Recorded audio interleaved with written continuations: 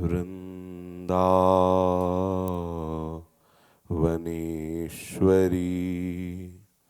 तवैव पदारविन्दं प्रेमामृतैकमकरन्द रसौघपूर्णं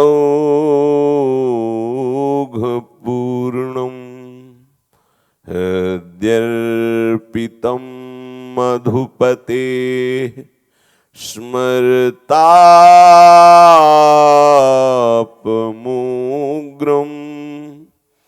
निर्वापयत् परमशीतलमाश्रयामि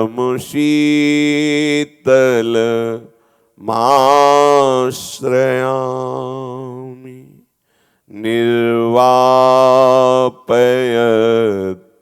परमशीतलमाश्रयामि। श्रीमद् श्रीवृन्दावन धाम की श्री वृन्दावन श्री वृन्दावन श्री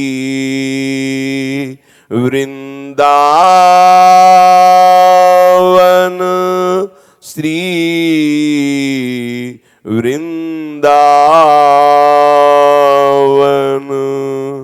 प्राण वृन्दावन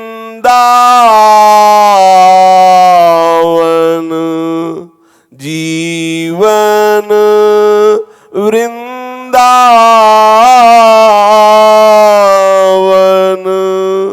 सर्वस्व वृन्दावन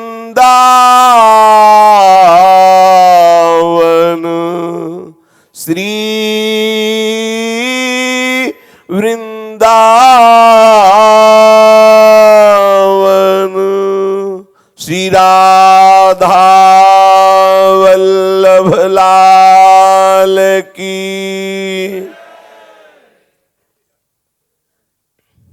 परम सच्चिदानंद घन आनंद समुद्र परात्पर प्रेम रस प्रवाही श्रीमद श्री वृंदावन धाम के खग मृग पशु पंछी तरुलता रजरानी जू श्री यमुना रस रानी जू समस्त ब्रजवासी परिकर समस्त भगवत प्रेमी महाभागवत रसिक जन समस्त सहचरी वृंद और प्राणाधार श्री युगल सरकार श्री प्रिया प्रीतम जू अपार अहेतुकी कृपा रस की वर्षा कर रहे हैं और हम सब इस कृपा रस में भींज रहे हैं, ऐसा प्रतिपल अनुभव करो।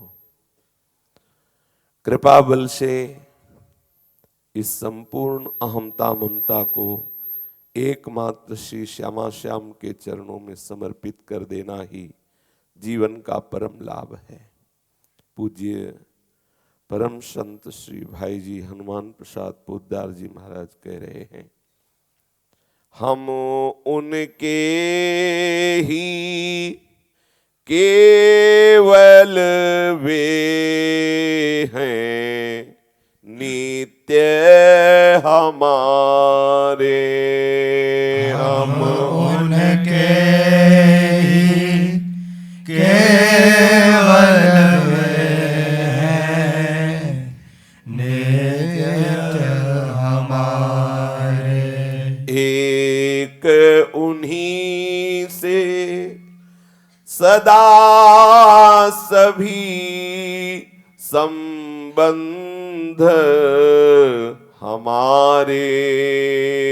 एक उन्हीं से सदा सभी संबंध हमारे। एक माँ परम धन वही हमारे। एक मात्र आत्मीय परम धन वही हमारे। प्रीति अनन्य विशुद्ध परम के पात्र हमारे। प्रीति अनन्य विशुद्ध परम के पात्र हमारे। उनसे वे ही हैं परम जीवन के शुचि सार। उनसे वे ही हैं परम जीवन के शुचि सार। सभी स्वार्थ परमार्थ के प्रभु एकमात्र आधार। सभी स्वार्थ परमार्थ के प्रभु एकमात्र आधार। उपासक कृपा सिंधु की कृपा का अनुभव करने के लिए हृदय में ऐसा चिंतन करे कि केवल प्रभु हमारे हैं और वही हैं, वास्तविक वही हमारे हैं। ये जो आप नानात्व को अपना मान रहे हैं स्वप्न है।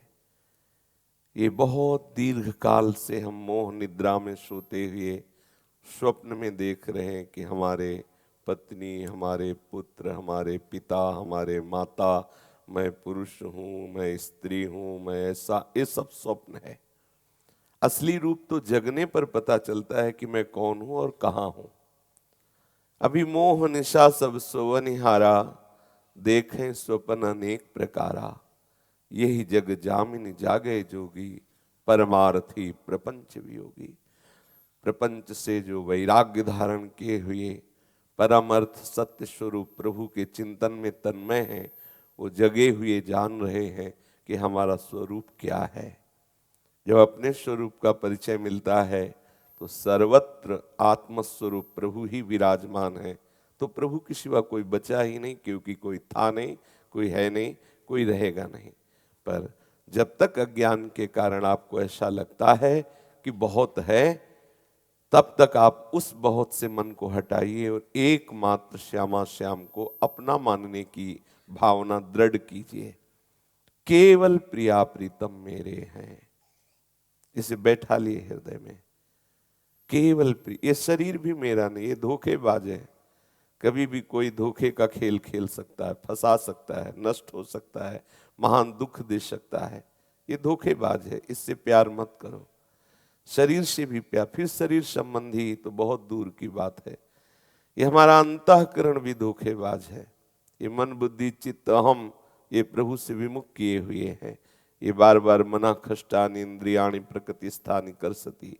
ये मन पांच ज्ञानेंद्रियों से युक्त हो करके विषयों में विचरण करता रहता है, हमको बांधे हुए है भोगों में, हमको नश्वरता में शाश्वत सुख की खोज कराने के लिए भटका रहा है उल्टा दिशा। ये भी धोखेबाज है। हमारा स्वभाव भी हमें धोखा दे रहा है। जो स्वभाव है अविनाशी चेतन सुख स्वरूप, उससे बिलक करके ये स्वस्वरूप संसार का दिखा रहा है। ये त्रिगुणात्मिका माया को अपना स्वरूप मान करके इसमें विचरण कर रहा है। विपरीत स्वभाव, देहाभिमानी स्वभाव, कर्ता भोक्ता स्वभाव, ये भी मुझे बांधे हुए है। किस पर भरोसा करें? एकमात्र प्रभु श्यामा श्याम मेरे हैं, मैं उनका हूं। ये बात हृदय में बैठालना सब साधनों का सार है। बार बार आप वाणी से ऐसा बोलिए, हृदय से ऐसा चिंतन कीजिए, चेष्टा में भी उतारने की बात लाई है। मन वचन कर्म से केवल हम श्यामा श्याम के हैं। ये बहुत लाभ की बात है, बहुत लाभ की बात। बड़े बड़े महापुरुषों ने इस सूत्र का अनुभव किया और बार बार बोल रहे हैं। पूज्य श्री स्वामी राम सुखदास जी महाराज इसकी तो जय घोष करते थे कि हे भगवान मैं आपका हूँ, आपके सिवा मेरा कोई नहीं। ऐसा सब लोग चिंतन करो। स्वामी जी महाराज कहते थे भगवान मेरे हैं, मैं भगवान का हूँ, भगवान के सिवा हमारा कोई नहीं और हम किसी के नहीं।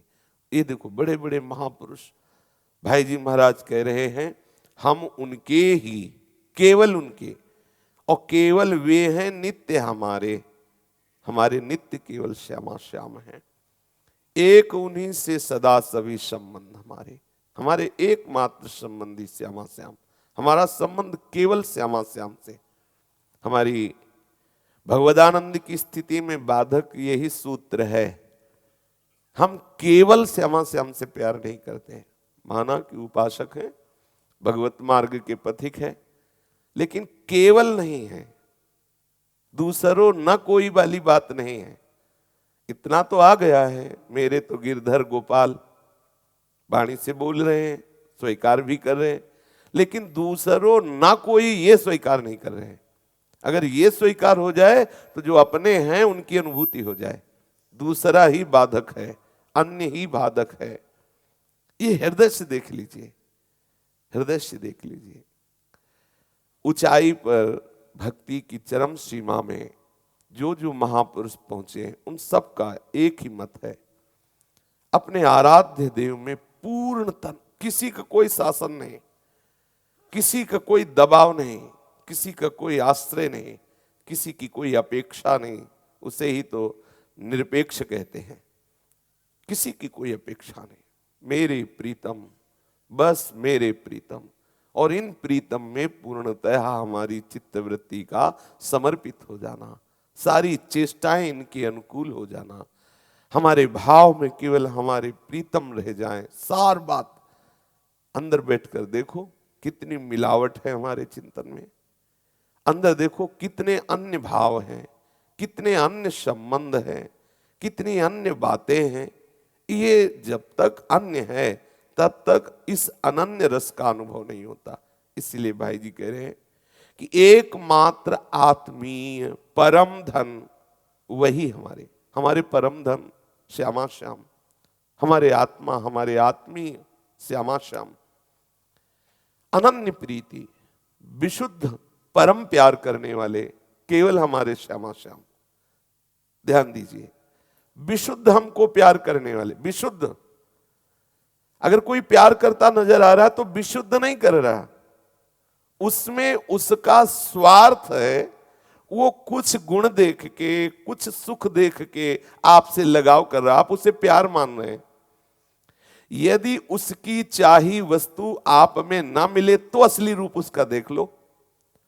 वो कोई न कोई गुण, कोई न कोई सुख का हेतु करके आपसे कह रहा है कि आप मेरे प्राण प्यारे, मैं आपके लिए प्राण दे सकता हूं, मैं ऐसा।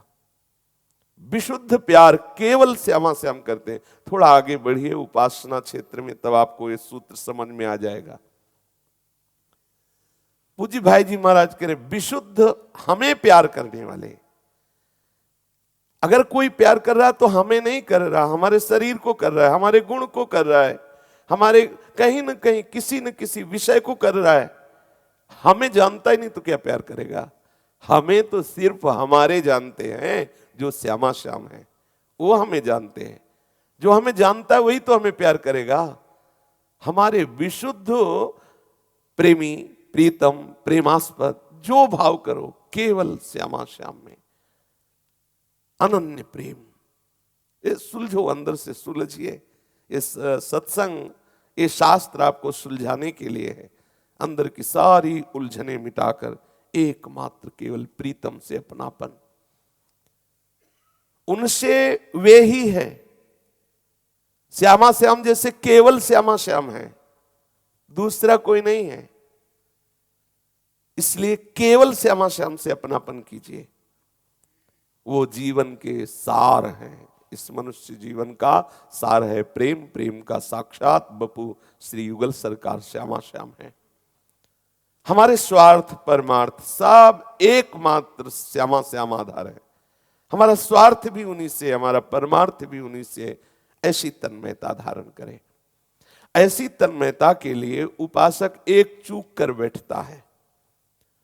जहां बाहर दृष्टि जाती है तो कहीं अपना, कहीं पराया, कहीं अच्छा, कहीं बुरा, ऐसा ऐसा देख करके वो दुखी सुखी होता रहता है। इसीलिए वो केवल श्यामा श्याम में स्थित नहीं हो पा रहा। केवल श्यामा श्याम में स्थित होने के लिए भाई जी अपने अनुभव की बात कह रहे हैं कि किसमें पाप दोष देखूं मैं, किसमें अब देखूं शैतान, किसे किसे पराया समझूं, जबकि भरे सब में भगवान। किसमें पाप दोष देखूं मैं, किसमें अब देखूं शैतान, किसे किसे पराया समझूं, जबकि भरे सब में भगवान। आहा, किसको देखूं कि ये पाप आचरण कर रहा है। साधक वही है जो क्रिया पर दृष्टि नहीं रखता, कारण पर दृष्टि रखता है। सबका कारण श्री हरिवंश भनम, सबका कारण प्रभु है, दूसरा नहीं है। आपको कर्ता अलग अलग दिखाई दे रहे हैं, क्रियाएं त्रिगुणात्मिका माया के द्वारा, कहीं बड़ी दयामयी क्रिया, कहीं बहुत ही निष्ठुरता भरी क्रिया, कहीं सतधर्ममयी क्रिया, कहीं घोर पापाचार की क्रिया, ये आपको दिखाई देगी। यह है संसार दृष्टि। लेकिन परमार्थ दृष्टि, एकमात्र मेरा प्रियतम, दूसरा कोई नहीं। जैसे नाटक मंच में नाटक हो रहा है और आप उसके दृष्टा बने हैं, आप उसे देख रहे हैं, तो आप जानते हैं वो बहुत भला अच्छा आदमी है, लेकिन उसको अभिनय मिला है बहुत बुरा। अब वो चोर का, हिंसक का, बहुत नीच आचरण का अभिनय कर रहा है, और वो जब अपना अभिनय सही करता है तो समाज से तालियों से अभिनंदन करते, वाह क्या अभिनय किया।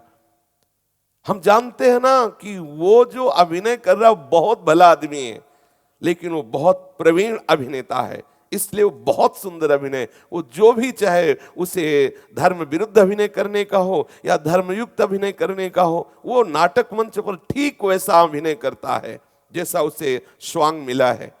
ऐसे ही सच्चिदानंद नाटक मंच पर रोल कर रहा है, स्वांग कर रहा है। जब वो पापाचरण का स्वांग करता है तो ठीक वो पापी जैसा आचरण करता दिखाई, वो बहुत बड़ा अभिनय करने वाला है। पर दर्शक उसे पापी नहीं देखता, दर्शक परिचय जानता है। बोले पापाचरण कौन? बोले बहुत बड़ा धर्मात्मा है, स्वयं में कभी नशा नहीं करता, गंदे आचरण नहीं करता, क्या अभिनय करता है। बस ठीक यही साधक की दृष्टि है। साधक उपासक परमार्थ का पथिक संपूर्ण सृष्टि में कहीं धर्माचरण हो रहा है, कहीं अधर्माचरण हो रहा है, कहीं शास्त्र विरुद्ध आचरण हो रहा है, कहीं शास्त्र सम्मत आचरण हो रहा है, वो निरपेक्ष होकर के देख रहा है कि करने वाला श्री कृष्ण है। बस जब करने वाले पर कारण पर दृष्टि होगी तो कहीं आप फंसोगे नहीं। किसमें पाप दोष देखूं मैं, किसमें अब देखूं शैतान, किसे किसे पराया समझूं, जबकि भरे सब में भगवान।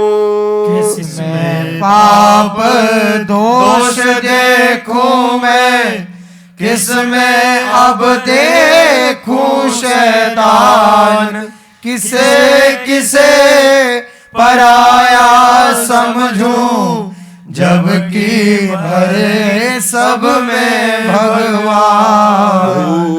जल अनल अनिल नभ हैं, नक्षत्र सभी उनके ही नाम, मनुज दनुज सुर पितर चराचर उनकी ही अभिव्यक्ति तमाम। भूजल अनल अनिल लभ है, नक्षत्र सभी उनके ही नाम। मनुज तनुज सुर पितर चराचर, उनकी ही अभिव्यक्ति तमाम। कर्म अकर्म विकर्म सत असत सब केवल उनके ही रूप। वे ही प्रलय सृष्टि पालन, लीला में लीला निरत अनूप। कर्म अकर्म विकर्म सत असत सब केवल उनके ही रूप। वे ही प्रलय सृष्टि पालन, लीला में लीला निरत अनूप। नहीं मोह माया की सत्ता, वे ही सब कुछ बनते आप। देश काल सब ही उनमें, वे नित्य सनातन अमित अमाप। नहीं मोह माया की सत्ता, वे ही सब कुछ बनते आप।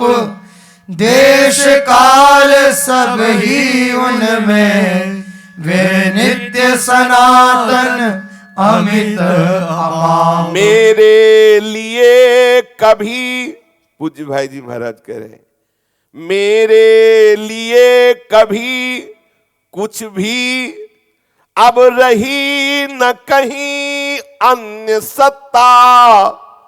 है सर्वत्र एक मेरे, वे श्याम उन्हीं की भगवत्ता। मेरे लिए कभी कुछ भी अब रही ना कहीं अन्य सत्ता। है सर्वत्र एक मेरे, वे श्याम उन्हीं की भगवत्ता। ये है पूर्णता। इस पूर्णता के बाद जो महारस का अनुभव होता है वो है वृंदावन नित्य विहार रस। ये आना आवश्यक है जो पूज्य भाई जी महाराज जिस स्थिति का वर्णन कर रहे हैं। सब उपासकों को इस भावना में निरंतर रहने की चेष्टा करनी चाहिए, क्योंकि कहीं अच्छे कर्म दिखाई देंगे, कहीं बुरे कर्म दिखाई देंगे। आपको कर्म नहीं देखना है, आपको करने वाले पर दृष्टि रखना है। करने वाला कौन? शरीर नहीं, शरीर तो एक यंत्र है, यंत्री पर दृष्टि पहुंचाओ। यंत्री कौन है? वही ललित त्रिभंगी ठाकुर सब हृदयों में पर्दा डाले हुए खेल रहा है, दूसरा नहीं। बहु नाम जन्मो नामंते ज्ञानवान माम प्रपद्यते वासुदेवा सर्वमिति समात्मा सुदृढ़। बहु नाम जन्म नामंते, बहुत जन्मों की साधना के बाद ये बात समझ में आती है। तो आप बहुत जन्मों का इंतजार मत करो, हो गए हमारे बहुत जन्म, हमारा आखिरी जन्म है। वृंदावन में बैठे हैं, संतों की सभा में बैठे हैं और हमें भगवत मार्ग में चलने का उत्साह मिल रहा है। अब हमारे लिए ये नहीं सोचना कि बहुत जन्म साधना करेंगे तब ये बात आएगी। हो गई बहुत जन्म वाली बात, अब इसी जन्म में मुझे ये बात स्वीकार करनी है। सुखी दुखी मत हो।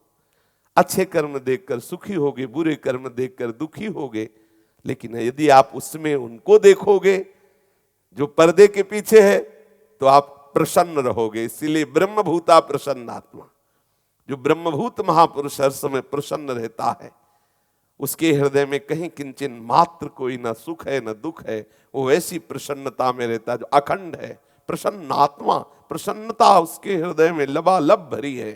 क्यों? क्योंकि वो कहीं और कुछ देख ही नहीं रहा है। अपने लोग क्या है, थोड़ी देर तो भाव रखेंगे फिर विचलित हो जाते हैं। देखो कितना नीच आदमी, उसी समय प्रश्न करो अंदर, ये नीचता का स्वांग करने वाला कौन है? तो सुना है ललित त्रिभंगी ठाकुर है, फिर अपने ठाकुर को बुरा कहोगे? प्रणाम ठाकुर, अलो आगे बढ़ो। आप उधर अरजते क्यों हो? राग द्वेष क्यों करते हो? यही तो फिर वही आ गए हम। ये ऐसा खेल है, छुपा छुपी का खेल है। पहचान लो, जीवन मुक्त हो जाओगे। जब एक रूप में पहचान लिया कि ये ठाकुर, तो तुरंत दूसरा नाटक करके आया। अब पहचानो, बड़ा भयावह रूप है। देखो महापुरुष जन कह रहे, वही पृथ्वी, वही जल, वही अग्नि, वही वायु, वही आकाश, वही नक्षत्र, स्वयं श्री कृष्ण ये सब बना हुआ है। वही मनुज है, वही राक्षस है, वही देवता, वही पितर, वही चराचर रूप में प्रकाशित हो रहा है। यो माम पश्यति सर्वत्र सर्वम च मयि पश्यति। आहा, कितना रस में बात है। केवल प्रभु ही प्रभु, केवल प्रभु। लेकिन केवल अभी सुनने में अच्छा लगता है। प्रभु जब बाहर व्यवहार करेंगे तब भूल जाएंगे कि प्रभु है। बड़े लीला बिहारी है, बहुत लीला बिहारी। अच्छे अच्छे की बुद्धि कपा देते हैं ऐसे लीला बिहारी। पर इनके नाम का बल भी इनसे बढ़कर है। जिसने इनके नाम का बल ले लिया, इनकी हर चाल पकड़ लेता है, हर चाल। फिर ये पर्दा काम नहीं करता।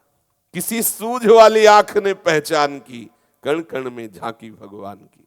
ये स्थिति आती, हर उपासक की स्थिति आती, तभी वो प्रेम देश में प्रवेश पाता है। कर्म कर्म विकर्म शत असत सब केवल भगवान। बोले अगर ऐसा सब मान लेंगे तो फिर अधर्माचरण बढ़ जाएगा। अभी बुद्धि नहीं, इसलिए आप ऐसा कह रहे हो। ये ऐसी ऊंचाई है कि जहां इस ऊंचाई पर आप आए, ये माने तो जीवन मुक्त हो गए। वहां धर्म धर्म का कोई प्रश्न ही नहीं उठा। अभी आप नीचे खड़े हो तो प्रश्न आए जाएंगे। जब सब वही है तो क्या मना करना। तो माना कहां आपने, मान के तो देखो। आप अंदर लाओ तो ये भावना, अंदर लाओ भावना जहां लाए तो ब्रह्मबोध संपन्न महापुरुष हो जाओगे। तुम भी वही हो जाओगे। जानत तुम्हें हो जाएगी। केवल बातों से नहीं, जब स्थिति अनुभूति। यहां मोह माया की सत्ता नहीं है।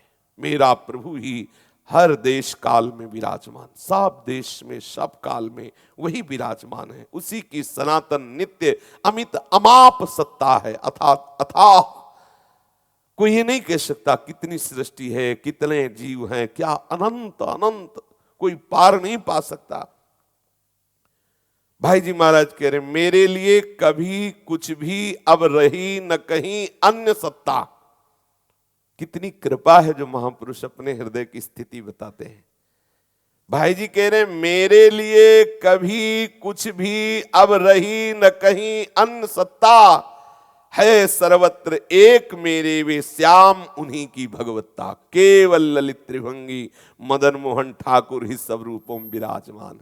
कितना आनंद जिसके हृदय में बात आ गई। अभ्यास करें भगवान नाम स्मरण करते हुए, कभी किसी की निंदा स्तुति न करें, क्योंकि स्वांग रचने वाला ठाकुर ही विराजमान, दूसरा कोई नहीं है। चलते हैं पूज्य श्री भाई जी महाराज के पावन चरित्र का कथन श्रवण करते हैं। भाई जी महाराज के एक मित्र थे श्री हरिराम शर्मा। कैसी मित्रता का निर्वाह महापुरुष जन करते हैं। किसी भाव से सही महापुरुषों से जो जुड़ गए, अपनापन कर लिया, उनका परम कल्याण हो गया। ये रतनगढ़ निवासी थे हरिराम शर्मा, और भाई जी को अपना मित्र मानते थे। भाई जी अनेकों बार इनको स्वार्थ और परमार्थ संबंधी सहयोग किए, बड़े बड़े संकटों से निवारण किया। सच्चा मित्र तो भगवान का प्रेमी जन ही होता है, क्योंकि वो सामर्थ्यशाली होता है, वो हमें बचा सकता है।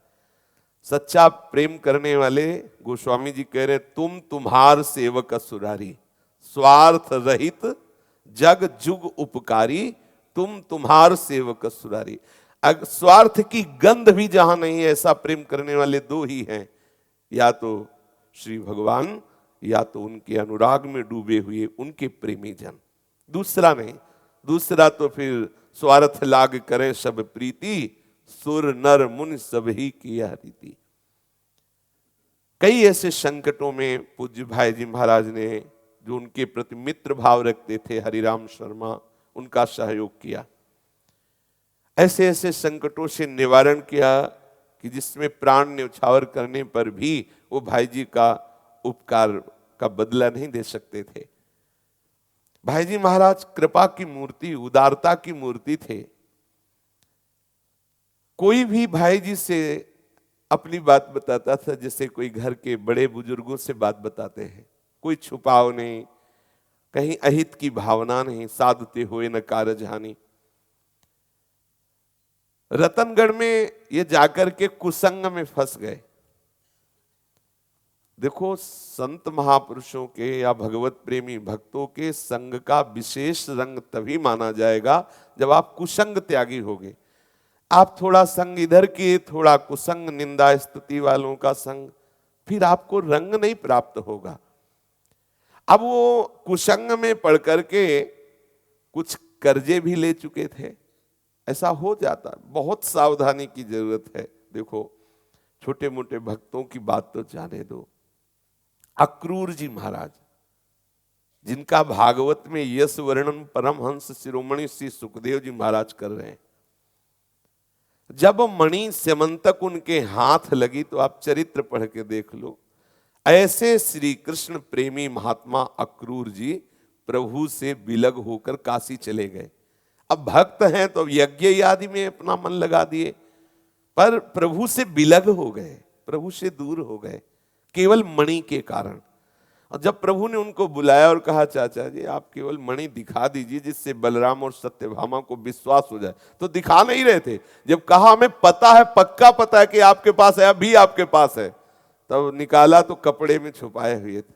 तो आश्चर्य लगा कि कितनी प्रबल भगवान की माया है, साक्षात श्री कृष्ण से बात करे फिर भी छुपाओ। बहुत सावधानी की जरूरत है। जहां प्रभु के नाम रूप से अलग कहीं महत्व हुआ, वहां माया प्रभाव डाल देगी, बस इतना समझना है। परम भक्त श्री अक्रूर जी का महत्व स्यमंतक मणि पर, इंद्रनील मणि श्याम सुंदर से बढ़कर है, लेकिन यही वो तो भगवत स्वरूप है। वो अपने लोगों को दिखाई दे कि अगर जरा भी कहीं महत्व बुद्धि हुई तो माया प्रभाव डाल देगी। तो वो कुसंग में पड़ गए।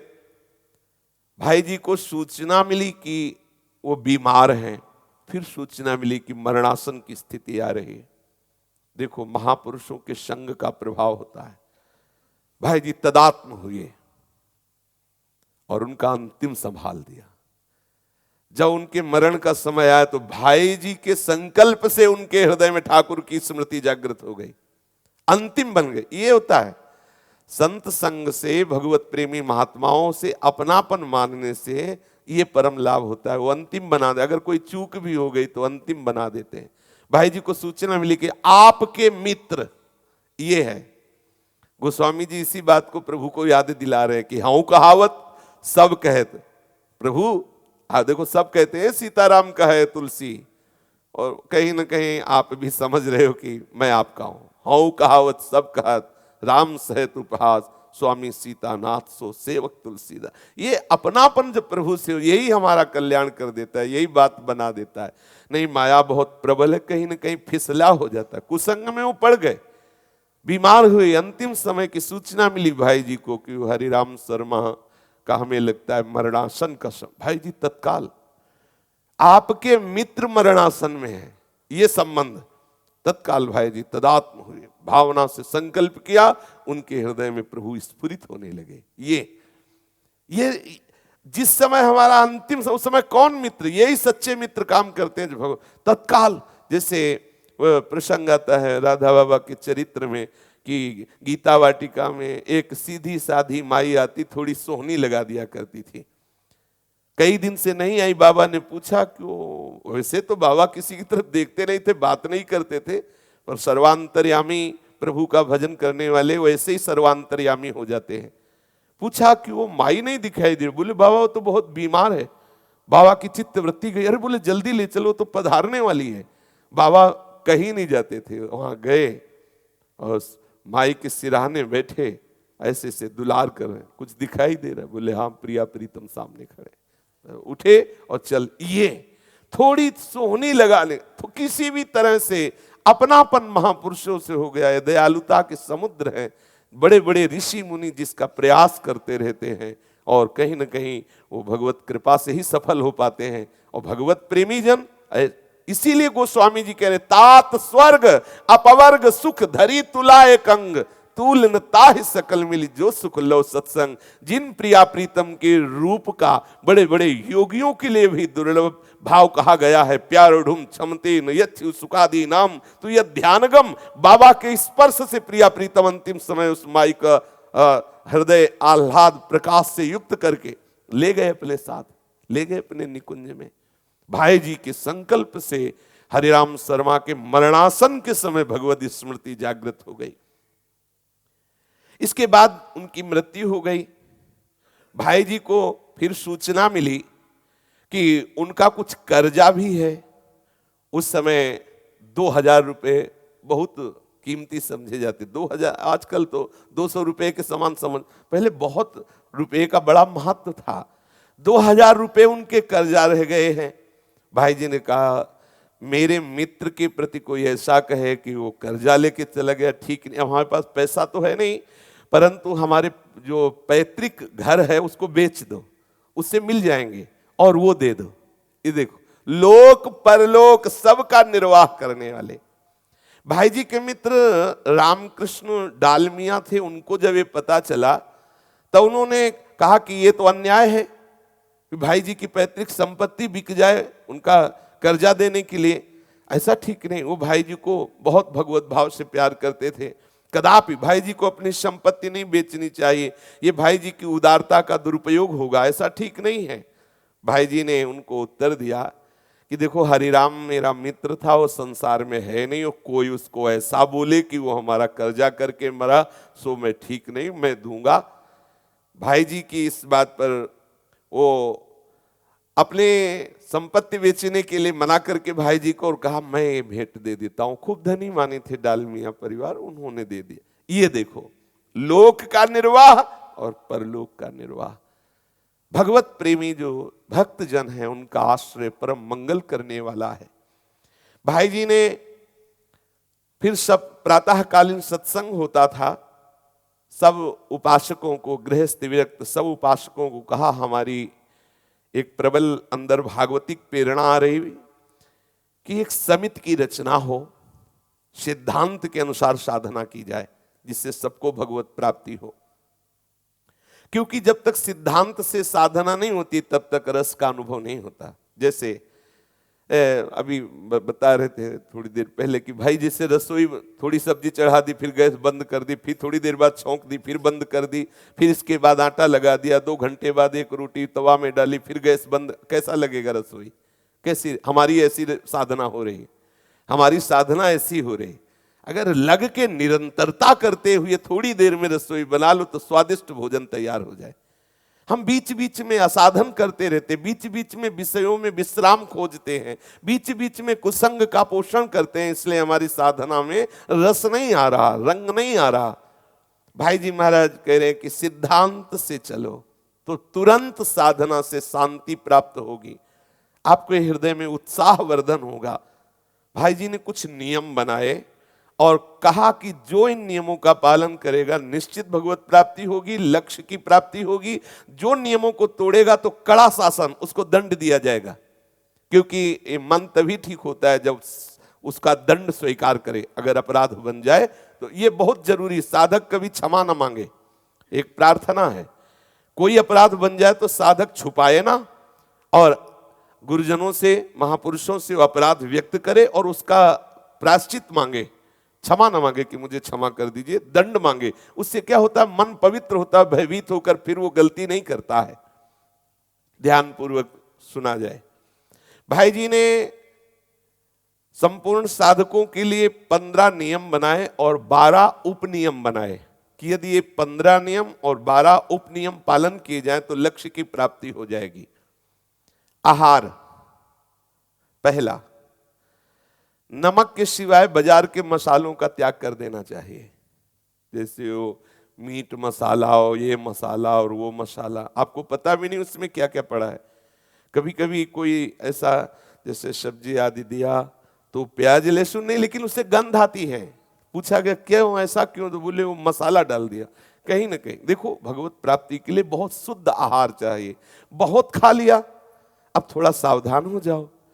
जब मसाले के त्याग की बात आ गई तो पिज्जा हो, बर्गर हो, ये सब मतलब हाँ, बहुत सावधानी की जरूरत है भाई। भगवत प्राप्ति के मार्ग में चले हो, ये बाजारू भोजन बंद करो। दाल सब्जी, साधारण सात्विक भोजन, वर्णन ध्यान पूर्वक सुने। नमक के सिवा अन्य बाजार के मसालों का त्याग करें। मानो आपको जरूरत है, थोड़ी हल्दी डाल दी, थोड़ी धनिया डाल दी, जीरा से छौंक दिया, नमक डाल दिया, थोड़ा घी या शुद्ध तेल से छौंक, मतलब ऐसा नहीं स्वास्थ्य वर्धक होगी, स्वादिष्ट भी लगेगी, ऐसा नहीं।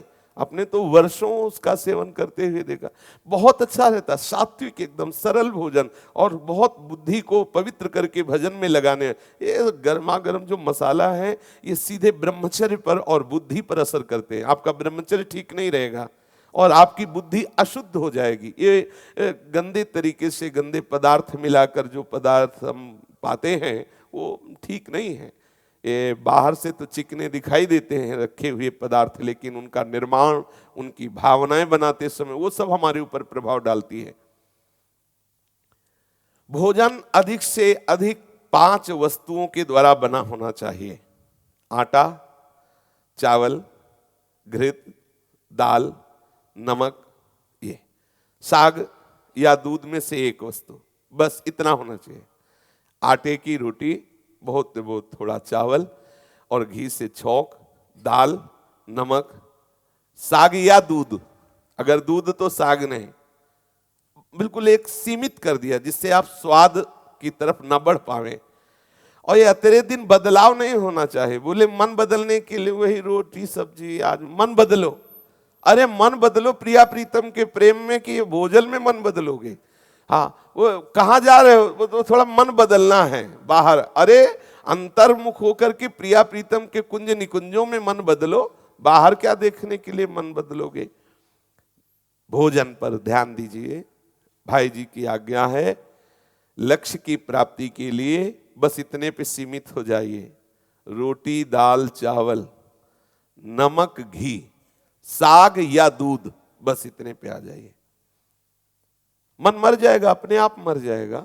और रोज यहां बदल बदल के इतनी इतनी प्रकार की चटनी और सब्जी और ये और वो, मतलब तो क्या क्या।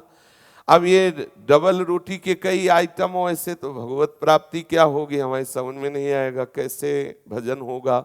सावधान। आप देखिए ना, थोड़ा सात्विक भोजन पाके तो देखिए, ज्यादा आप पा भी नहीं पाएंगे क्योंकि स्वाद में ज्यादा पाया जाता है। पेट तो भर गया लेकिन बहुत से स्वादिष्ट पदार्थ और रखे हैं, तो फिर उचक उचक के आराम आराम। अब आते तो भर गई अन्न से, जब प्यास लगी तो ऊपर से और पानी, तो बस फिर वही पचाने का। अब 2-4 घंटे परिश्रम हुआ पचाने का, चिंतन उधर हुआ, तो लेकिन नया खाने का फिर व्यवस्था हो। बोले संध्या वाला भजन छूट जाए लेकिन वो नियम भोजन का नहीं छूटेगा, नहीं ऐसा। तो भाई जी पहला नियम बता रहे हैं कि भोजन पर दृष्टि रखिए, सावधान। ऐसा सात्विक भोजन। वस्त्र पहनने के लिए वस्त्र का भी बहुत प्रभाव होता है। जैसे बोलेगी क्या फर्क पड़ता है, तुम लाल पहनो, पीला पहनो, सफेद पहनो, नहीं फर्क पड़ता है। आप देखो, पहन के तो देखो, वस्त्र का प्रभाव होता है।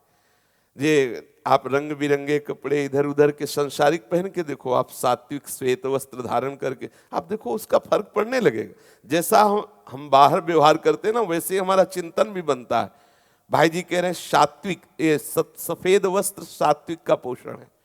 सात्विक वस्त्र ज्यादा है, रंग बिरंगे चटकीले भटकीले ये सब नहीं पहनो, सात्विक वस्त्र पहनो, सीधे साधे सूती वस्त्र पहनो, और अधिक वस्त्र मत रखो।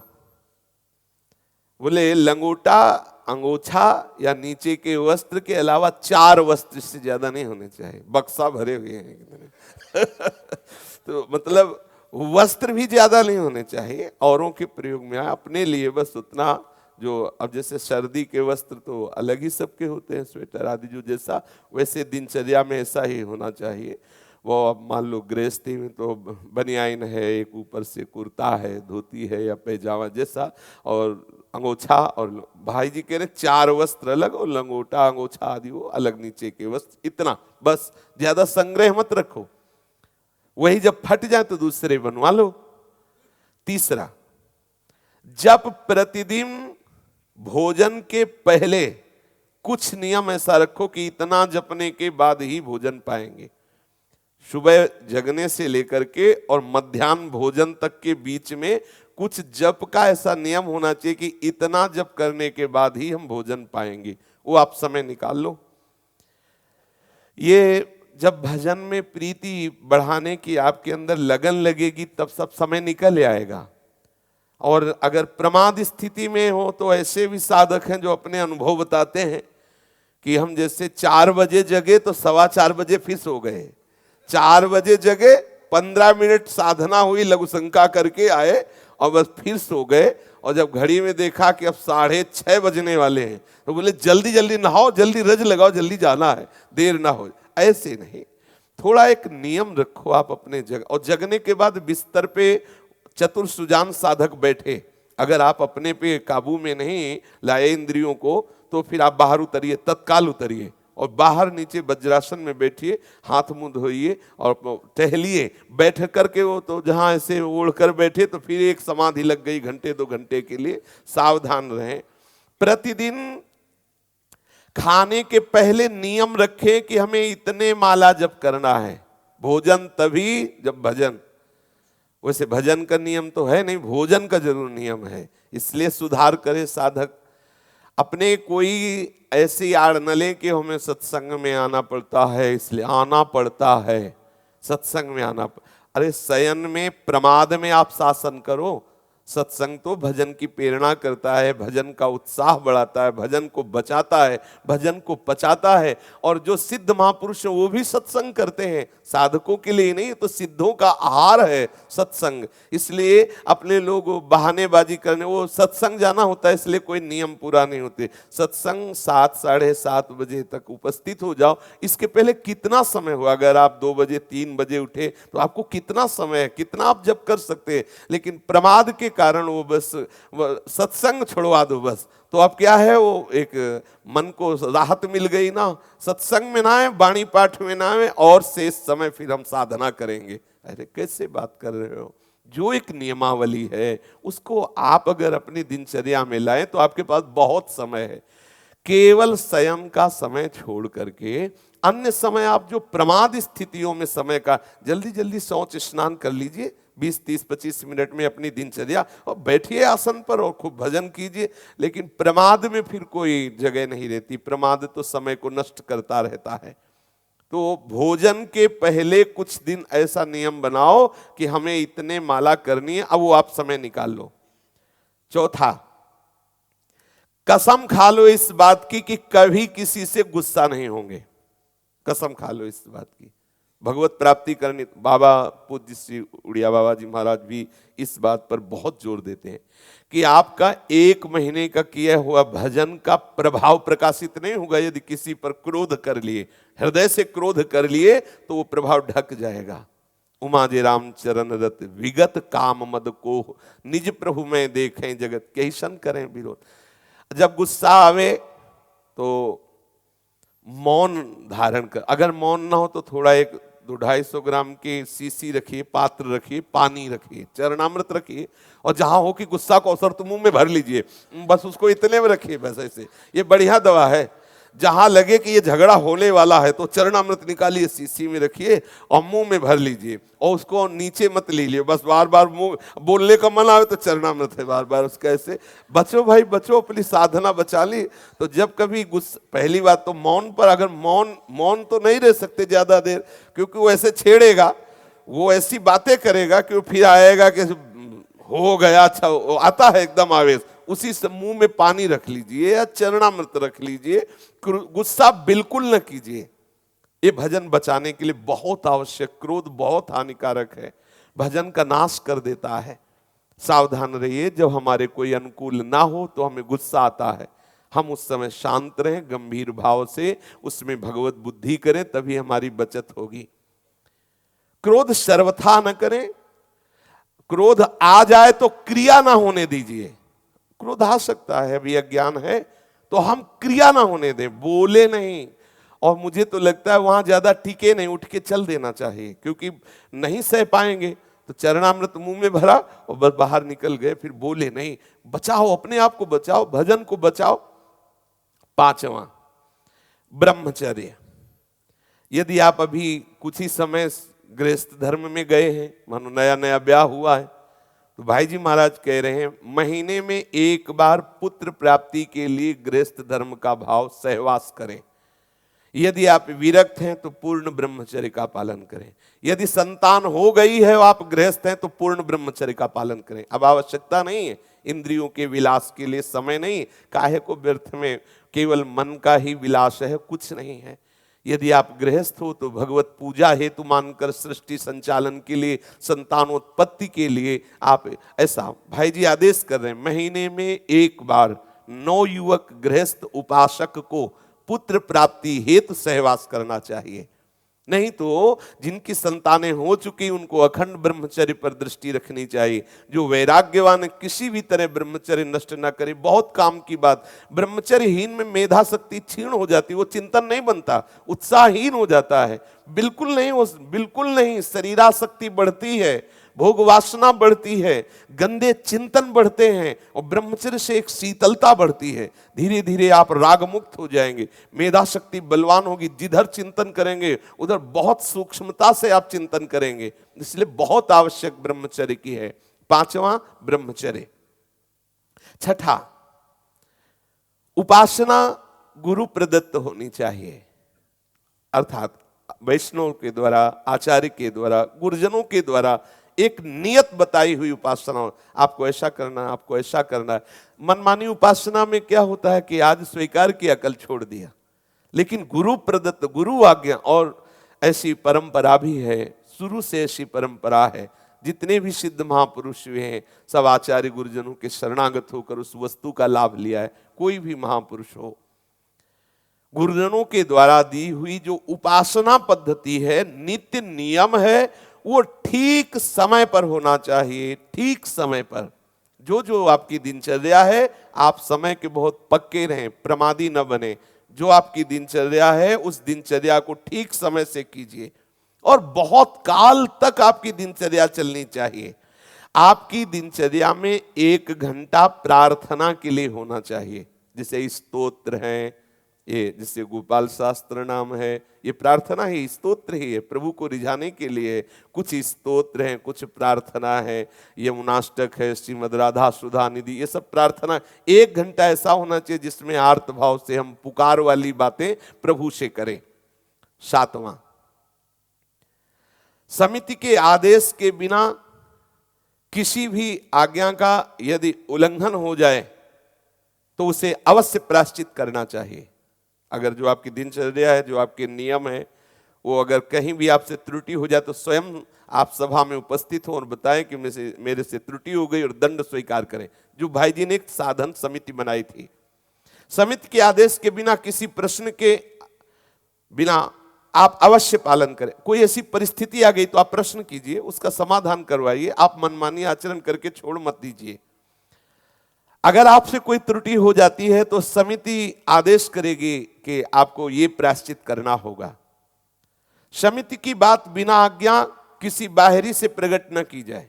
उपासक को जो गुरु उपदेश मिला है, जो उसकी साधना है, वो किसी से बतावे नहीं, सहसा किसी से बोले नहीं। क्यों? अपनी, और बहुत हानि होती इससे। शांत अपनी दिनचर्या। अब जैसे कोई पूछता है तुम्हारी दिनचर्या क्या है, तुम कई बजे उठते हो, क्या करते हो, जाओ महापुरुषों की जीवनी पढ़ो, वहां सब मिल जाएगा। अपने तो बच्चे हैं, श्री जी के चरणों के आश्रित हैं, बस ऐसे हटा देना चाहिए।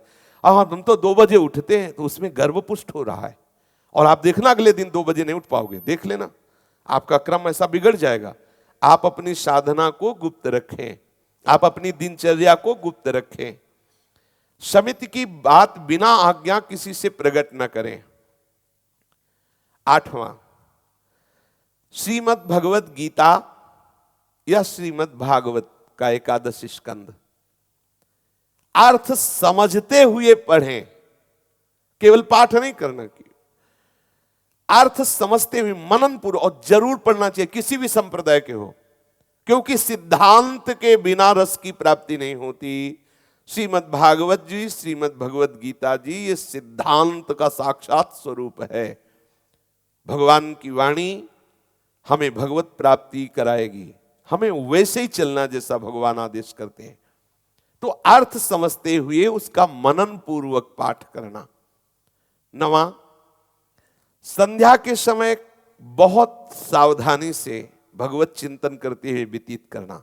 जैसे अपने वृंदावनवासी हैं तो संध्या आराधन में प्यारी जी का संध्या भोग, संध्या आरती, उस समय कहीं प्रमाद स्थिति, इस बहुत पवित्र समय होते, प्रातः संध्या, मध्याह्न संध्या, सायं संध्या और तुरीय रात्रि के 12 बजे, ये सब बड़े बड़े पवित्र आराधना के, एकांतिक आराधना के कई गुना फल देने वाले समय होते। इनमें प्रमाद स्थिति, गंदे आचरण, खान पान आदि ये सब न करे, सावधान रहे।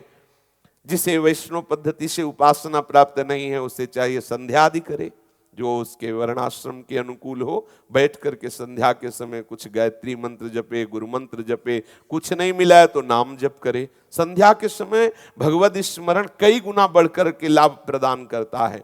आधा घंटा तो आसन में बैठे ही संध्या काल में, और उस समय भगवत चिंतन करे, मंत्र जाप करे। 10वां, एकांत में 1-आध घंटे रहने का ऐसा स्वभाव बनाए, एकदम शांत एकांत। 24 घंटे में ऐसा कुछ समय तो होना चाहिए एकदम शांत एकांत, जिसमें अंतःकरण का मनन करें। आप अपने स्वाध्याय करें अंतःकरण का, क्या चल रहा है, आपकी स्थिति कहाँ है। वो एकांत में आप ही उसके निर्णायक बनेंगे, आप ही देखेंगे। प्रार्थना पूर्वक अर्थात भगवद आश्रित होकर आर्त भाव से भगवत चिंतन करते हुए एकांत सेवन करें। 11वां, सत्य भाषण करें, कभी झूठ ना बोले। हमें भगवत प्राप्ति करनी है, दुनिया में क्या हो रहा है, कैसा हो रहा है, दूर सृष्टि आदि वार्ता, आप तो केवल अपने सत्य मार्ग का अनुसरण करें। कम बोले, सत्य बोले, अगर जो बोलना है ठीक से बोले। किसी की प्रसन्नता के लिए, चापलूसी के लिए, वाक्चातुर्यता में, चाटुकारिता में हम झूठ न बोले। भगवत मार्ग के पथी क्यों झूठ बोले, क्या हमें लाभ चाहिए? लाभ हमें प्रभु से मिलना है, प्रभु का भजन करना है, प्रभु के चरणों का हमें आश्रय है, इसलिए हम झूठ क्यों बोले? ये संभाला जाए। जिस वचन से आप भगवत यश गाते हैं, जिस वाणी से आप नाम जप कर रहे हैं, उसी वाणी से आप झूठ बोल रहे हैं, ठीक नहीं है। आपका भजन परिपक्व अवस्था में जाने में बाधित हो जाएगा यदि आप झूठ बोलेंगे। क्यों झूठ बोलें? भाई जी, 11वां नियम, सत्य भाषण करें, ठीक जान करके ही बोले, असत्य ना बोले, दुखद ना बोले, कपट भरा वचन ना बोले, जो अंदर है वही मुख में आना चाहिए। 12वां, साधक को कुछ मिनट नित्य व्यायाम करना चाहिए, आवश्यक है। अब कोई इस बात को स्वीकार ही नहीं करता, थोड़े ही दिनों में शुगर हो जाती, थोड़े ही दिनों में ब्लड प्रेशर हाई लो, ऐसे परेशानियां, छोटी छोटी अवस्थाएं हैं, दवाइयां खा रहे हैं। कोई वैसा असाध्य रोग हो जाए बात अलग है, लेकिन आप भगवत मार्ग के पथिक, चाहे गृहस्थ हो चाहे विरक्त हो, अगर आप प्रातःकालीन वेला पे 20 मिनट व्यायाम करें राधा राधा स्मरण करते हुए, तो हमें डॉक्टरों के यहाँ दौड़ना नहीं पड़ेगा। आप व्यायाम बहुत शुरू में थे तो एक ग्रामीण संत भगवान ने बताया था, दवा कोई वर्जिश से बेहतर नहीं, नुक्सा है कम खर्च बाला नसेन, शक्ति बढ़े फुर्ती लहे, चोट न अधिक पिराए, अन्न पचे चंगा रहे, कसरत सदा सहाय। बांध लगोटा बचा के इंद्री, कभी न देखा पर नारी, धर्म के टुकड़े खाओगे तो चढ़ेगी भजन की तैयारी। संतों के एक अपने जो देहाती सीधे साधे संत, बांध लंगोटा बचा के इंद्री, कभी न देखा पर नारी, धर्म के टुकड़े खाओगे तो चढ़ेगी भजन की तैयारी। आपके अंदर भगवत भाव प्रकट हो जाएगा। हाँ, दवा कोई वर्जिश से बेहतर नहीं, व्यायाम से बढ़कर कोई दवा है? थोड़ी देर प्राणायाम, थोड़ी देर व्यायाम सबको करना चाहिए। हमने देखा है वयोवृद्ध सिद्ध संतों को भी 2-4 मिनट ऐसे ऐसे हिल डुल करके शरीर को, देखो शरीर के लिए आवश्यक है, उसके लिए ये नहीं कि मैं शरीर नहीं हूं। अब अगर आपको गाड़ी से यात्रा करनी तो उसमें पेट्रोल डालना है, उसको पोंछना है, उसको थोड़ा, और देखो हमने देखा है सिद्धांत, जब मोटरसाइकिल चालू करेंगे ना सुबह सुबह, जैसे कहीं जाना तो बहुत जोर से चालू करते हैं। वो क्यों चालू कर, वो तो सब खुल जाए। ऐसे ही ये यात्रा के लिए वाहन है, 10-5 मिनट थोड़ा दौड़ भाग करके यहाँ थोड़ा व्यायाम करना चाहिए। भजन करने वाले को नाम जप करते हुए 10-20 मिनट ऐसा करना चाहिए व्यायाम। देखो इन नियमों से एक नियम ये बना है, व्यायाम जरूरी है, जरूरी है। ऐसे ऐसे उपासक हैं पानी ही नहीं पीते, जब डॉक्टर के पास ले जाए, अब कब्ज बन रही, बड़ी परेशानियां हो रही हैं, पानी पी नहीं रहे, तो सुबह सुबह खाली पेट पानी औषधि का काम करता है। आप सैया से उठकर लीटर, सवा लीटर, आधा लीटर जितना खाली पेट पानी वज्रासन में बैठ के पिए, थोड़ा टहलिए, फिर सौं जाइए, फिर रज लगाइए, फिर इसके बाद व्यायाम कीजिए, चाहे स्त्री शरीर हो चाहे पुरुष शरीर हो, 10, 15, 20 मिनट आप अपनी कुटिया पे व्यायाम कीजिए, आसनों पे बैठ के थोड़ा राधा राधा करते हुए प्राणायाम कीजिए, आपका शरीर स्वस्थ रहेगा तो आप खूब भजन करेंगे। पूज्य भाई जी महाराज कह रहे कि 13वां, जब आप पर किसी पर दृष्टि जाए तो तत्काल वहां भावना कीजिए कि इसमें भी श्री कृष्ण है। बहुत सुंदर। जैसे हमने देखा कि ये मित्र, हाँ इसमें भी प्रभु श्री कृष्ण है। ये साउंड, जब सृष्टि नहीं थी तो साउंड कहां से आया? प्रभु ही तो बने ना। जय हो श्री कृष्ण की। कितना आनंद है, जिधर दृष्टि जाए सब मेरा ही प्रिय। अभ्यास करो। भाई जी कह रहे अभ्यास शुरू करना चाहिए। शुरुआत में जब शुरू हुआ था ना, तो बड़ा जैसे चूक हो जाती है किसी से ऐसा, तो फिर एकांत में जाके जलते कि थे तो भगवान ही, और हम ऐसा ध्यान क्यों नहीं किया ऐसा, और उनको फिर बार बार 10वें बार प्रणाम करते, हे भगवान आप ही थे, हम भूल गए, भगवान आप ही थे। अब धीरे धीरे अभ्यास, जैसे कुत्ता भूंक रहा है, भगवान आप ही भूंक रहे हो इस रूप में। धीरे धीरे धीरे धीरे पहले साधक को वस्तु दिखाई देती है, व्यक्ति दिखाई देता है, और अभ्यास करता है कि इसमें श्री भगवान है, और जब कृपा हो जाती है प्रभु की तो वस्तु नहीं दिखाई देती, केवल भगवान। जैसे गोपी जन कह रहे, जित देखो तित श्याममयी। 13वां नियम, सर्वत्र श्री भगवान को देखने की चेष्टा करना। कम से कम जिनसे आप नजदीक हो, आपके परिवार वाले, आपके, उनमें भगवान तो जरूर देखो, पर बाहर वालों में भगवान देख सकते हैं, लेकिन पड़ोसी बगल वालों में नहीं। और यहां आदेश कर रहे हैं कि दूर की बात चले तो पहले नजदीक वालों में देखो, जो आपके समीप है, जो आपके परिवार वाले हैं, जो आपके व्यवहार वाले हैं, जो आपके नजदीक है, आस पड़ोस वाले जो आपको परेशान करते हैं, उनमें जरूर भगवान देखो, और वही है विशेष रूप से उनमें भगवत भाव करो। फिर 14, प्रभु को ये देखते रहो 15-15 मिनट में। 15 मिनट व्यतीत हुए, फिर आप देखो इस 15 मिनट में भूले तो नहीं हो। 15-15 मिनट में चेक करते रहो कि ये जो 15 मिनट गए इसमें हमने भजन छोड़ा तो नहीं, ये 15 मिनट में कोई चूक तो नहीं हुई। हाँ, फिर ठीक शुरू चिंतन, फिर 15 मिनट बाद चेक करो कहीं भूल तो नहीं हो गई, कहीं भूल तो नहीं हो। इससे आपका भगवत चिंतन निरंतर चलता रहेगा। उस समिति का नियम बनाया कि प्रभु को प्रत्येक 15 मिनट पर स्मरण करो कि कहीं भूल तो नहीं गए इस 15 मिनट में, नाम तो नहीं छूटा, प्रभु का संबंध तो नहीं विस्मरण हुआ, कोई गलती तो नहीं हो गई इस 15 मिनट में जो भगवत विरोधी हो। ऐसा कितनी सावधानी की बात है। 15वां, एक डायरी बनाओ। हर साधक को बनानी चाहिए, प्रायः अच्छे साधकों के पास होती है। नित्य प्रति उस डायरी में आपकी दिनचर्या और महापुरुषों के वचन, जहां जो सत्संग, अब सब सत्संग की बात तो याद नहीं रहेगी, तो उसमें आज सत्संग में हमने क्या सुना, अपने घर जाकर डायरी में मनन पूर्वक लिखे। आज सत्संग का सार, अमुक तारीख अमुक दिन, इस दिन के सत्संग का ये सार, और वो रोज उसका पाठ करो। रोज अपनी दिनचर्या देखो, रोज नियमावली देखो, आपकी नियमावली ठीक चल रही है, आपकी दिनचर्या ठीक। आपकी एक साधन डायरी होनी चाहिए, प्रायः सब संतों के पास होती है, सब उपासकों के पास होती है। फिर भाई जी ने उपनियम बनाए। उपनियम, कुछ भी दंभ नहीं करोगे, दिखावा नहीं करोगे। कभी कभी बड़ी सूक्ष्मता से दंभ आता है, जैसे 4 लोग अपने से मिलने आ रहे हैं, हम बैठे ऐसे ही है, सुधर के बैठ गए कि वो सामने वाले जन बड़े भजनानंदी है। हमें कुछ दिखावा नहीं होना चाहिए, हमें बस ये अंदर की बात है। कहीं कोई ऐसी चेष्टा नहीं होनी चाहिए जो दिखावा हो। हम जैसे नहीं हैं वैसे हम दिखावा न करें, बहुत सावधान।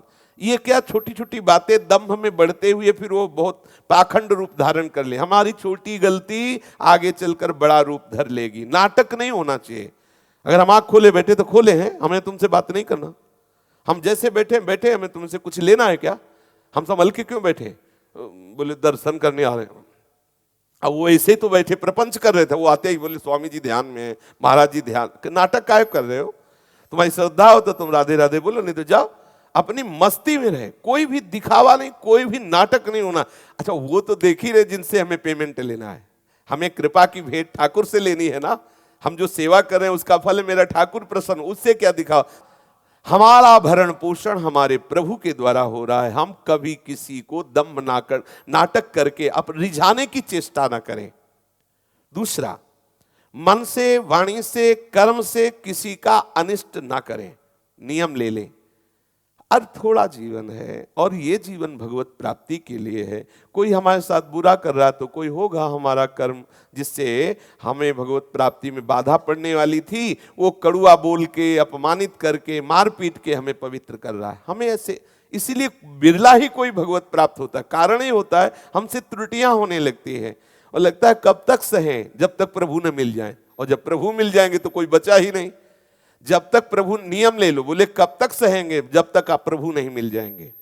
प्रभु मिल गए तो फिर कोई बचा ही नहीं जिसको सहने वाली बात हो, फिर तो आनंद ही आनंद। नियम ले लो, हर बात सहेंगे। हो सकता है हमसे गलती हो जाए, हम गुस्सा कर लें, हम लड़ जाएं, तो फिर उसका सब प्रायश्चित करें, हम उसके फिर प्रणाम करें, फिर हम अंदर से गलती माने, नियम ले कि हमसे कोई गलती आगे फिर ऐसी नहीं होगी। हम साधक हैं, हम हो सकता है फिसल जाएं, पर बार बार फिसले ठीक नहीं है।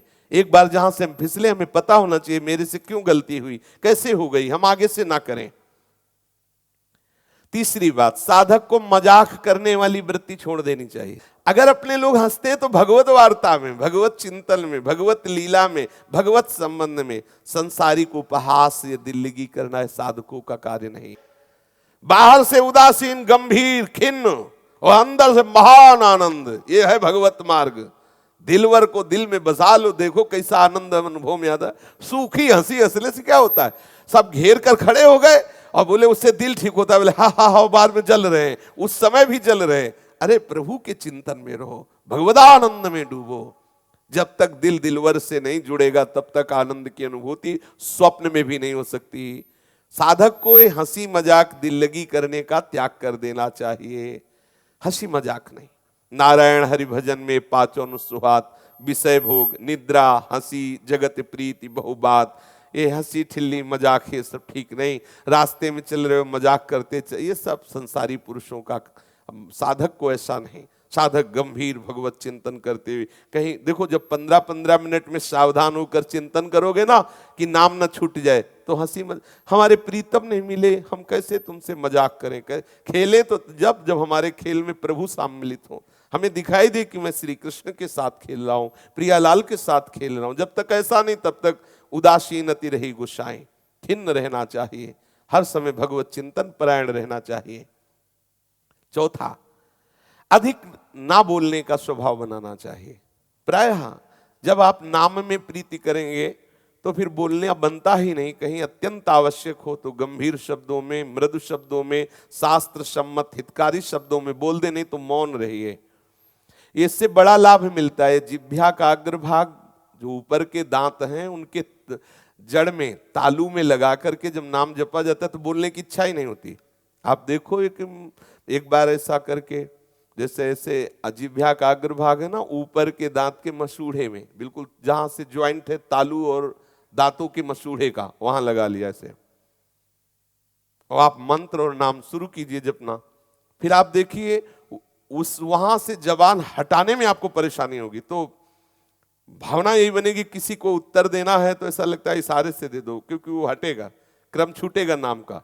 अखंड नाम जपने के लिए, अखंड स्मृति के लिए अत्यंत आवश्यक ये किया हुआ अभ्यास है। ये बड़े बड़े संतों का किया हुआ अभ्यास है। ये जिह्वा का अग्रभाग, और आप देखना जब जिह्वा का अग्रभाग नीचे के तालू से जुड़ा होगा तो विषय चिंतन हो रहा होगा। ये सब अनुभूत विषय है। जैसे ये जिह्वा का अग्रभाग है, नीचे की तरफ होगा तो विषय चिंतन होगा, और जब ऊपर की तरफ जुड़ा होगा तो एकाग्रता बनेगी और भगवत चिंतन, बार बार नाम चिंतन कीजिए। बोलने का मन ही नहीं होगा। आप देखिए, करके देखिए, बोलने का मन नहीं होगा। जब कोई बोलेगा तो ऐसा लगेगा क्यों बोल रहा है ये, हमसे क्यों बोल रहा है, ना बात करे, हमसे कोई मित्रता ना करे, हम किसी के काम के नहीं रह गए, हमें कोई जाने ना, ऐसी भावना जागृत होगी।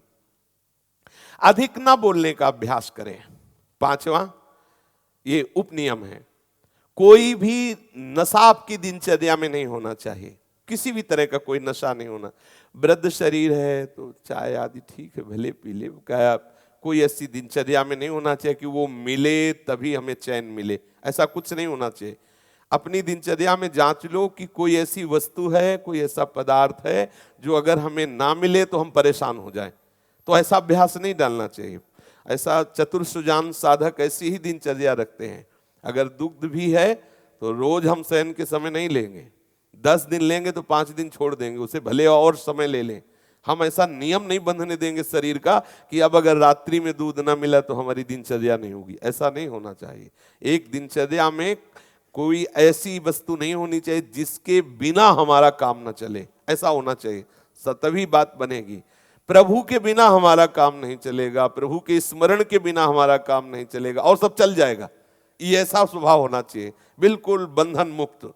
हम हर वस्तु का सेवन करें लेकिन बंधे ना। जो हमारी दिनचर्या में भागवतिक सहयोग करने वाली वस्तु है, हम बंधे ना। अगर हमें दाल मिल रही, सब्जी मिल रही तो नहीं है तो कभी कभी ऐसा भी करना चाहिए, सूखी भी खा लेना चाहिए, ऐसा अभ्यास करना चाहिए। और ऐसे अभ्यास प्रायः होते हैं साधकों को। इसीलिए जो वैरागी साधक हैं वो इसीलिए भिक्षावृत्ति दी गई है कि उसमें तुम्हारी कोई रुचि नहीं है, मांगोगे जो मिलेगा वही खाओ, राधे राधे बोलो। और जो गृहस्थ हैं उनको एक नियमित भोजन की हो, उसमें बदलाव नहीं होना चाहिए। संसारिक जन कहते हैं रोज वही बनाते हो, लेकिन उपासक में होना चाहिए रोज वही बने। तो क्या होता है, मन उब जाता है, उब जाएगा तो लिमिट पाएगा, खूब भजन करेगा। भोजन नीरस भजन सरस, भोजन सरस भजन नीरस, वो हमें भजन करना है। इसलिए कोई भी वस्तु ऐसी नहीं होनी चाहिए जो मादक हो, जो हमें आसक्ति प्रदान करती हो। छठा, उपासना करते हुए हमारा व्यवहार किसी से कड़ुआ नहीं होना चाहिए। समझो, उपासना की रक्षा के लिए उदासीन रहना बात अलग है, लेकिन कड़ुआ व्यवहार होना एक अलग बात है।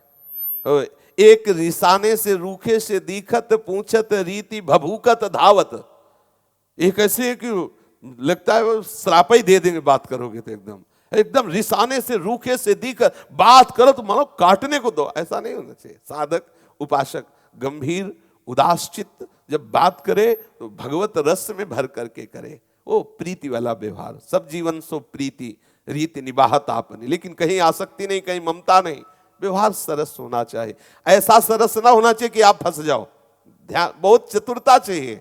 सबसे प्रीति का व्यवहार हो लेकिन ममता किसी से हो ना पावे। अद्वैष्टा सर्वभूतानाम मैत्रः करुणेव च, लेकिन निर्ममो, यह है साधक की कसौटी। प्रेम का व्यवहार करना है लेकिन प्रीति किसी से नहीं करनी, चतुरता यही है। अगर प्रेम का व्यवहार करके ममता कर लिए तो फंस गए। ममता तो केवल आराध्य देव के चरणों में, और आराध्य देव की भावना से सबका सम्मान, सबके प्रति प्रियता का वर्ताव करना है। अद्वैष्टा सर्वभूतानां मैत्रः करुण एव च, निर्ममो निरहंकारा सम दुखा सुखा क्षमे। सातवां, कभी किसी भक्त के साथ जाति वाला व्यवहार न देखें।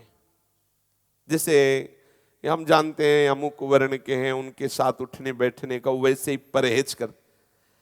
देखो, जाति का एक पोशाक का है, एक व्यवहार का। जैसे कोई होमगार्ड की पोशाक पहने, कोई पुलिस में ही दरोगा की पहने, कोई ऐसे अलग अलग पोशाक है, तो सब भारतीय। ऐसे ही है सब प्रभु के ही या प्रभु ही, पर पोशाक का अंतर है। लेकिन लौट कर जब वो फिर प्रभु के चरणों में आ गया संत, अब वहां ये नहीं देखना है कि किस जात, अगर ये देखते तो अपराध लग जाएगा।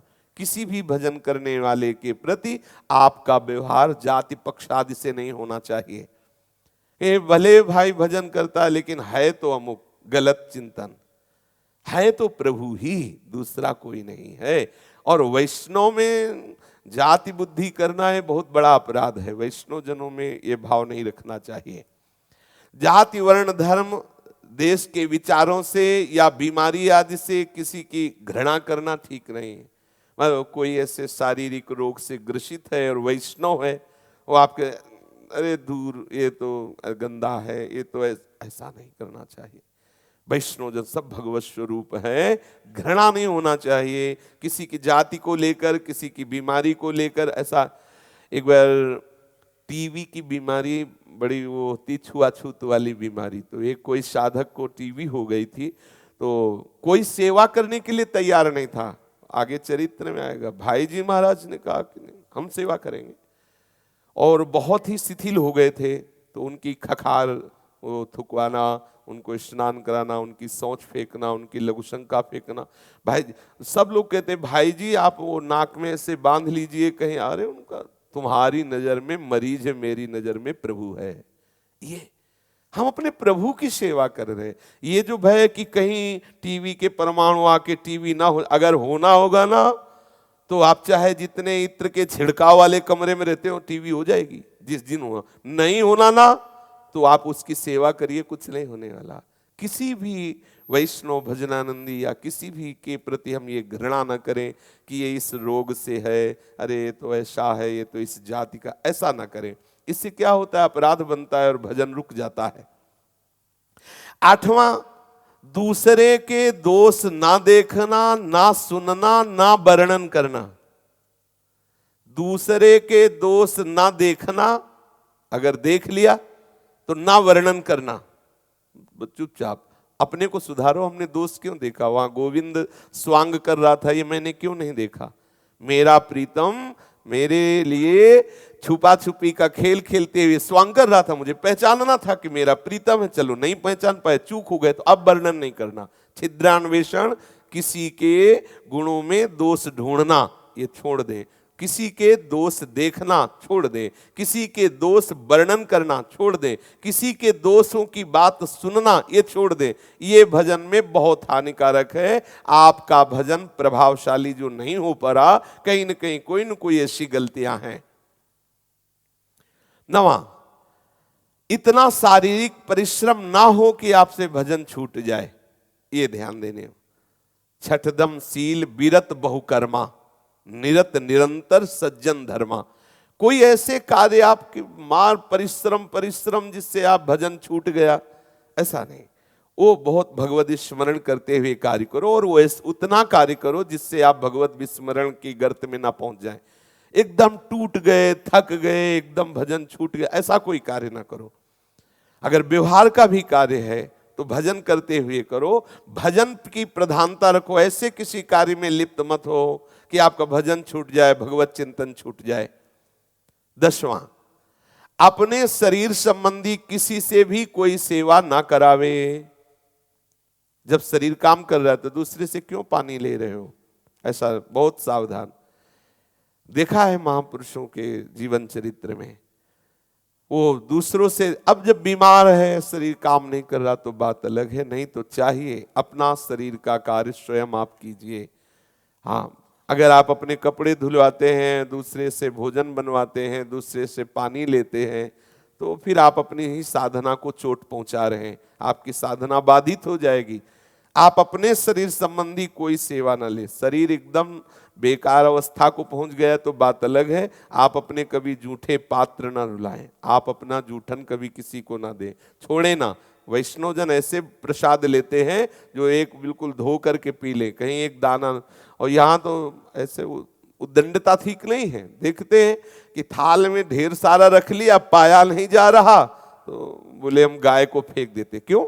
ऐसा नहीं। अगर आपको ऐसा है कि मैं भूखा रह जाता हूं एक साथ डालने में, तो आप दूसरा पत्तल रखिए, उसमें रख लीजिए। वैष्णवजन एक हाथ को अलग रखते हैं, दाहिने हाथ से पा रहे हैं, अगर आपको जरूरत है तो बाएं हाथ से और डाल लीजिए। शेष जो बचा वो दूसरी की सेवा में आ जाएगा, पशु पक्षी आदि की सेवा में। आप उतना ही लीजिए जो आपके पात्र में बिल्कुल बचे ना। देखो ये बहुत भजन बचाने की बातें हैं, वो और धो के एक एक, यह सब महाप्रसाद भगवत स्वरूप।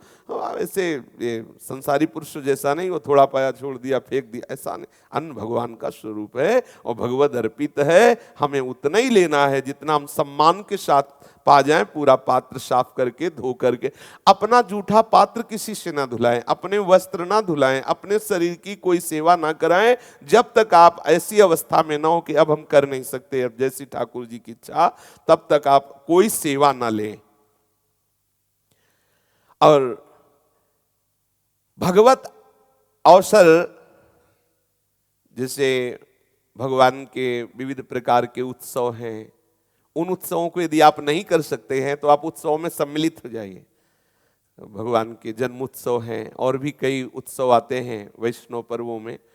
तो यदि आप स्वयं नहीं कर सकते तो आप भक्तों के समुदाय में सम्मिलित हो जाइए, जाना चाहिए, करना चाहिए। मान लो बहुत भक्त कीर्तन कर रहे हैं, जन्माष्टमी उत्सव मना रहे हैं, आप अकेले नहीं कर सकते तो आप जाइए, आप वहां सम्मिलित हो जाइए, उसका आनंद लीजिए। प्रातः उठते समय, निद्रा लेते समय, स्नान करते समय, कुल्ला करते समय, भोजन करते समय, जल पीते समय विशेष सावधान रहें, भगवत विस्मरण न होने पावे। इन स्थितियों में विशेष सावधान, सो के एकदम उठे, कोई और चिंतन न हो, केवल प्रभु का चिंतन। शयन करने जा रहे हैं मानो मरने जा रहे हैं, पता नहीं आंख खुले कि ना खुले, इसलिए सावधान बिल्कुल। जिससे मरते समय भगवत स्मरण करते, ऐसे भगवत स्मरण में तन्मय होकर के। जब हम स्नान करते हैं उस समय बिल्कुल गंभीरता पूर्वक भगवत स्मरण।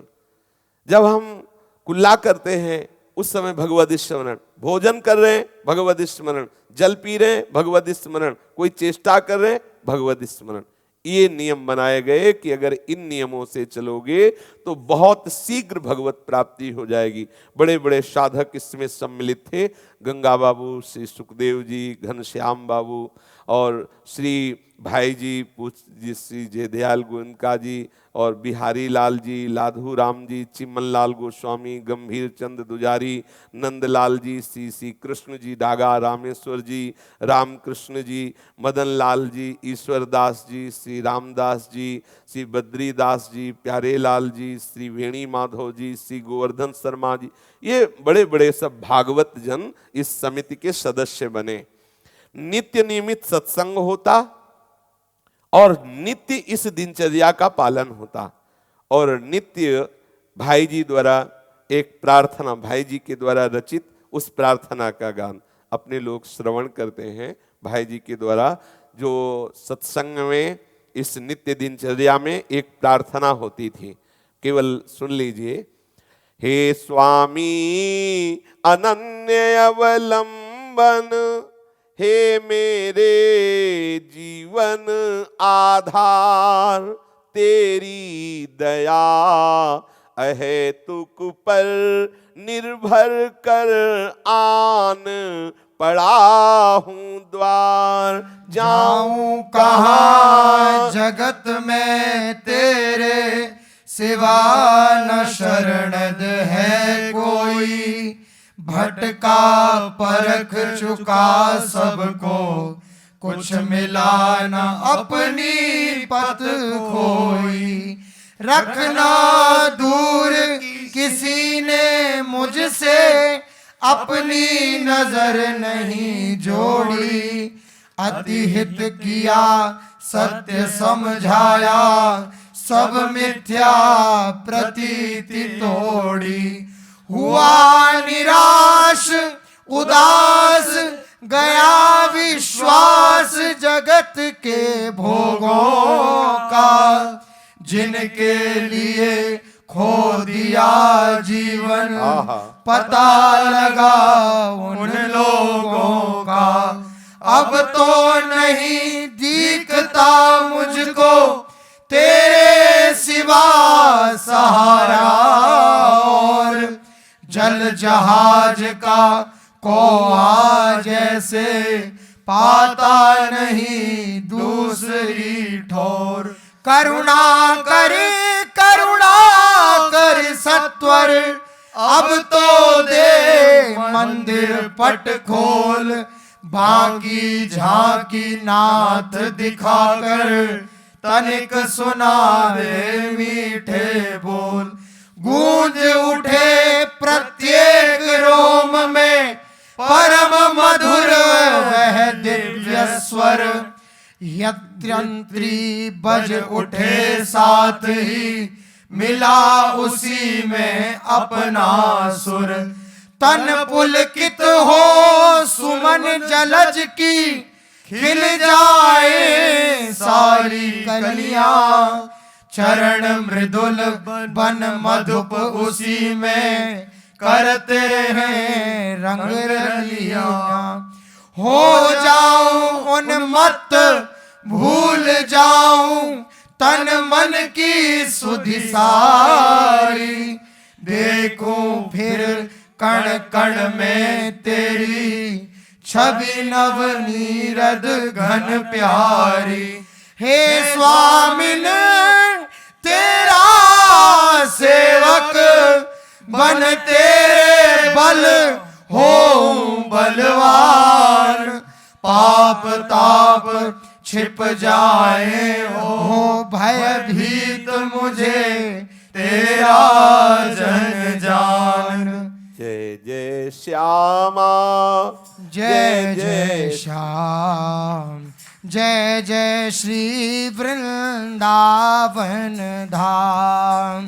जय जय श्यामा जय जय श्याम जय जय श्री वृंदावन धाम। हाँ पावन राधे तेरो नाम पावन श्री वृंदावन धाम। पावन राधे तेरो नाम पावन श्री वृंदावन धाम। जय जय श्याम जय जय श्याम जय जय श्री वृंदावन धाम। जय जय श्याम जय जय श्याम जय जय श्री वृंदावन धाम। हाँ मेरी श्यामा मेरो श्याम मेरी श्यामा मेरो श्याम मेरो श्री वृंदावन धाम मेरो श्री वृंदावन धाम। जय जय श्याम जय जय श्याम जय जय श्री वृंदावन धाम। जय जय श्याम जय जय श्याम जय जय श्री वृंदावन धाम। हाँ यह जोड़ी अभी चल अभिराम यह जोड़ी अभी चल अभिराम। हृदय विराज हूँ आठों याम हृदय विराज हूँ आठों याम।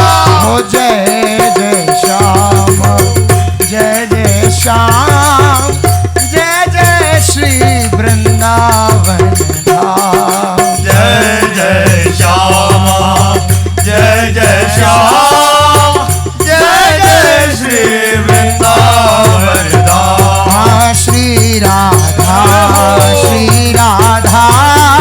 राधा राधा श्री राधा श्री राधा श्री राधा राधा राधा श्री राधा श्री राधा राधा श्री राधा राधा राधा श्री राधा राधा राधा श्री राधा राधा राधा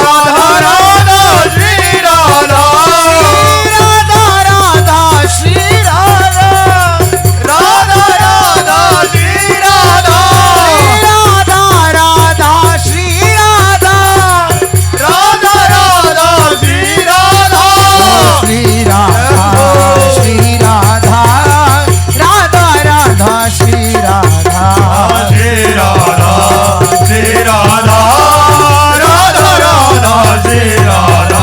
हाँ श्री राधा श्री राधा राधा राधा श्री राधा श्री राधा श्री राधा राधा राधा श्री राधा श्री राधा राधा राधा राधा श्री राधा राधा राधा राधा राधा श्री राधा राधा राधा राधा राधा श्री राधा राधा राधा राधा राधा श्री राधा श्री राधा राधा राधा राधा श्री राधा श्री राधा राधा राधा राधा श्री राधा श्री राधा श्री राधा राधा राधा श्री राधा श्री राधा श्री राधा राधा राधा श्री राधा श्री राधा राधा श्री राधा श्री राधा राधा श्री राधा श्री राधा राधा राधा राधा श्री राधा राधा राधा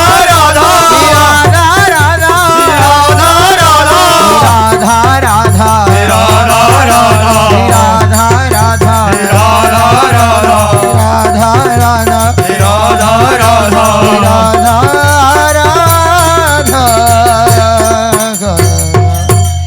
राधा वल्लभ लाल की जय। महाप्रभु श्री हरिवंश चंद्र जी महाराज की जय। श्री हित सेवक जी महाराज की जय। समस्त हितचरी वृंद की जय। श्री वृंदावन धाम की जय। श्री यमुना रस रानी की जय। समस्त संत हरि भक्तन की जय। श्री सद्गुरुदेव भगवान की जय। जय जय श्री राधे श्याम। जय जय श्री राधे श्याम। जय जय श्री राधे श्याम। जय जय श्री हरि बोल।